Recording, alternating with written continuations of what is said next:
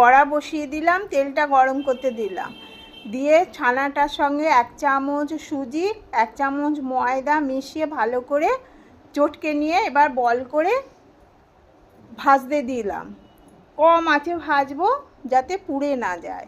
দেখুন ভাজাগুলো কি সুন্দর হচ্ছে, পুরো লালচে ভাবে কড়া একটু ভেজে নিলাম। নিয়ে এবার একটা জায়গায় দুধটা গরম করতে দিলাম, দিয়ে ভালো করে দুধটা গরম করে নিলাম আর মিল্ক মেড মিশিয়ে নিলাম। মিল্ক মেড দিয়ে 2-3 মিনিট ফুটিয়ে নিয়ে বড়াগুলো দিয়ে দিলাম, ছানার বড়াগুলো। এবার ওগুলো একটু ভিজিয়ে নেব, নিয়ে গরম গরম পরিবেশন করে নিলাম। নিয়ে ওপর থেকে ক্যানবেরি ছড়িয়ে দেবো, দিয়ে এটা খুব সুন্দর খেতে হয়। আপনি যদি একটু বেশি মিষ্টি চান একটু চিনিও দিতে